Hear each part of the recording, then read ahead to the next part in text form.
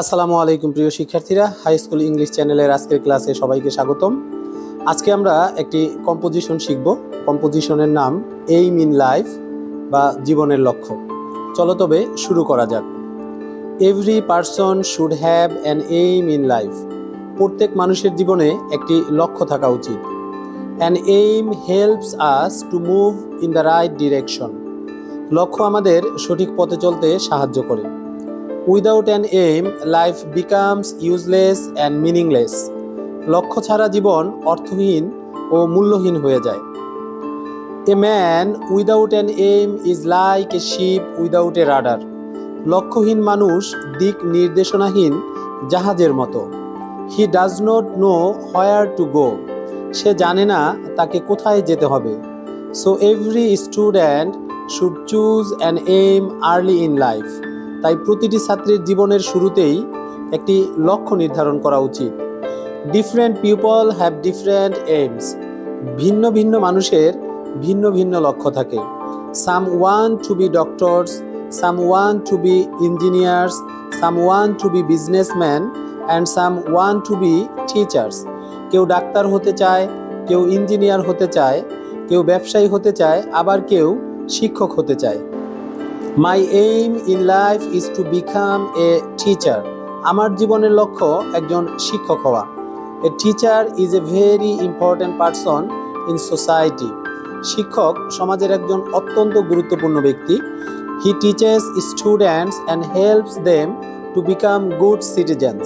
তিনি শিক্ষার্থীদের শিক্ষা দেন এবং তাদের ভালো নাগরিক হতে সাহায্য করেন। I want to be a teacher because I love teaching. আমি শিক্ষক হতে চাই কারণ আমি পড়ানো ভালোবাসি। I enjoy helping students to learn new things. শিক্ষার্থীদের নতুন কিছু শেখাতে আমার ভালো লাগে। I want to remove ignorance and spread knowledge. আমি অজ্ঞতা দূর করতে এবং জ্ঞান ছড়িয়ে দিতে চাই। There are many poor students in my village. আমাদের গ্রামে অনেক দরিদ্র শিক্ষার্থী আছে।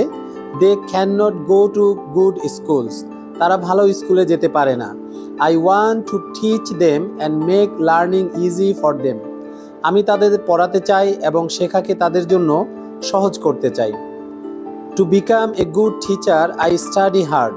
একজন ভালো শিক্ষক হতে আমি মনোযোগ দিয়ে পড়াশোনা করি। I try to learn English well because I want to be an English teacher. আমি ইংরেজি ভালোভাবে শেখার চেষ্টা করি কারণ আমি ইংরেজি শিক্ষক হতে চাই। I also try to be honest and kind. আমি সৎ ও দয়ালু হওয়ার চেষ্টা করি। After completing my education, I will join a school. আমার শিক্ষা শেষ হলে আমি একটি স্কুলে যোগ দেব।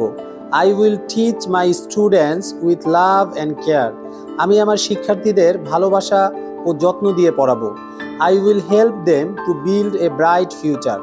আমি তাদের উজ্জ্বল ভবিষ্যৎ গড়ে তুলতে সাহায্য করব। Everyone should have a good aim in life and work hard to reach it. প্রত্যেকের জীবনে একটি ভালো লক্ষ্য থাকা উচিত এবং তা অর্জনের জন্য কঠোর পরিশ্রম করা উচিত। A good aim gives meaning to life and brings success and happiness. একটি ভালো লক্ষ্য জীবনে অর্থ দেয় এবং সফলতা ও সুখ বয়ে আনে। আশা করি কম্পোজিশনটি তোমাদের কাছে খুবই সহজবোধ্য মনে হয়েছে। ভিডিওটি ভালো লাগলে লাইক করো, বন্ধুদের মাঝে শেয়ার করো এবং আমার চ্যানেলটি সাবস্ক্রাইব করো।